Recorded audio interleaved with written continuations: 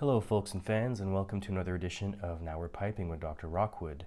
On today's episode, we'll be talking about the Irish pipes.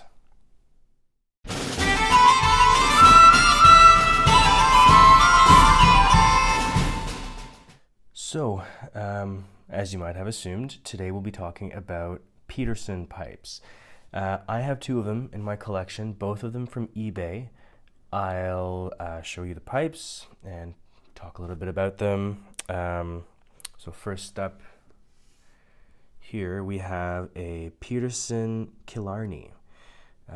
Beautiful little pipe. Got this from a gentleman in Germany actually. And on this side it says, a Peterson's product made in Ireland, 440. And on that side it simply says Killarney. Lovely, just straight billiard. I really like the tight bird's eye on this one. I don't know if you guys can see that, but there's some beautiful bird's eye on this side and an interesting flame on that side as well as on the bottom. Lovely stuff. I use this to primarily smoke vapors out of.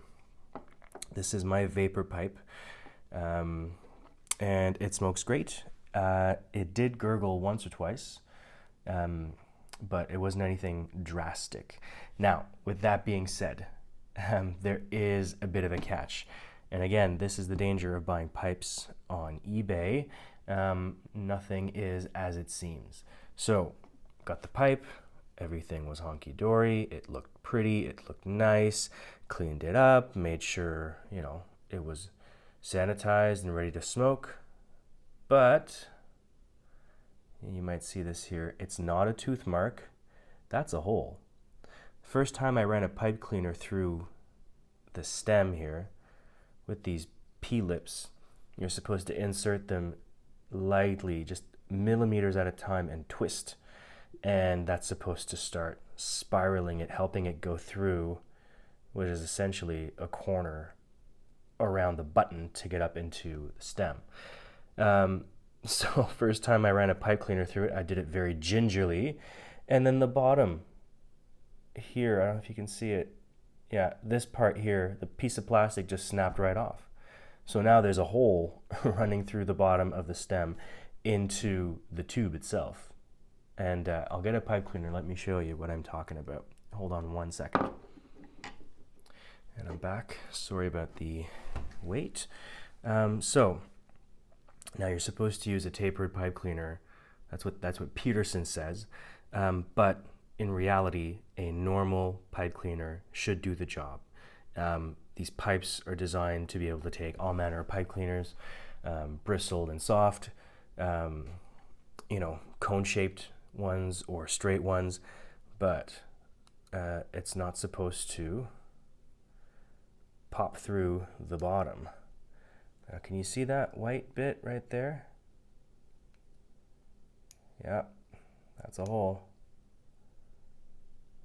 Do you see it disappear and then reappear? Yeah. So that's a bit annoying. I mean, to be fair,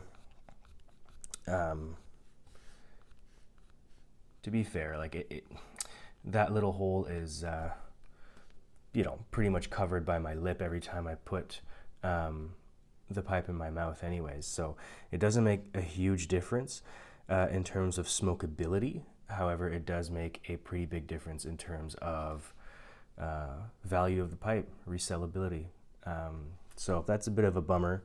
And I was really quite shocked that this happened pretty much the first time I ran a pipe cleaner through it. So it must have been worn down significantly by its previous owner. And also what it tells me is that the previous owner did not run their pipe cleaners through from the button and into the bowl, but instead they would likely separate the stem from the shank and run pipe cleaners in it like that, from the bottom up and out, which is a very bad idea, because not only are you pulling all that dawdle and all that humidity and yucky moisture that's up in there right into your button, and it will stain and taint it will mess up the taste on your lips. But because these P-lips are made so that the inner tube kind of tapers up and out, right? It goes like that. The second you hit that corner and you keep pushing, it's not going to go up. You're just going to be gouging away at the bottom of your stem. So that's what I suspect happened. Anyway.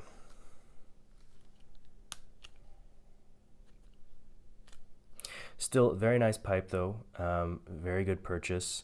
I got a very good deal on it, and it still does smoke very well, nice thick walls.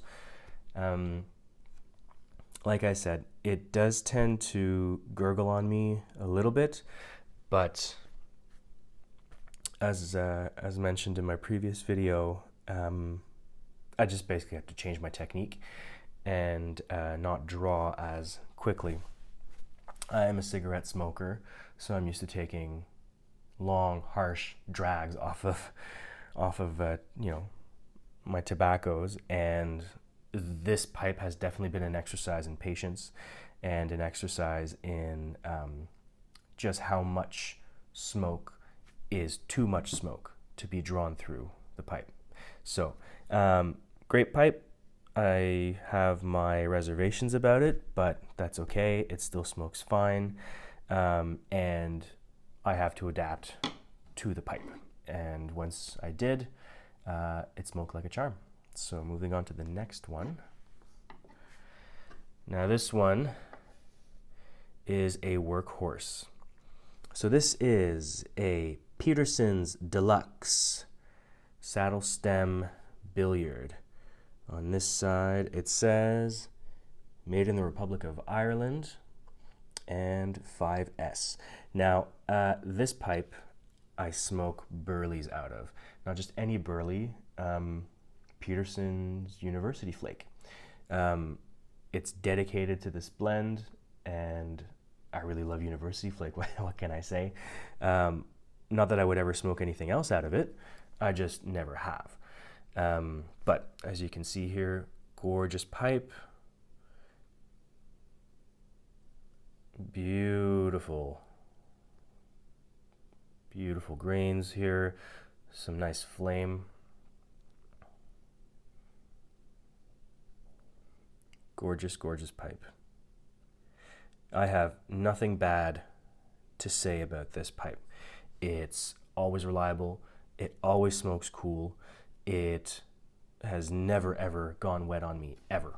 And as I just said, I'm a cigarette smoker, so I tend to puff a little bit hard and fast. This thing is a workhorse. Non-stop smoke. I could just keep dipping and scooping and smoke 16 hours straight out of this thing. Well, I probably shouldn't do that to begin with, but this is how reliable this pipe is to me.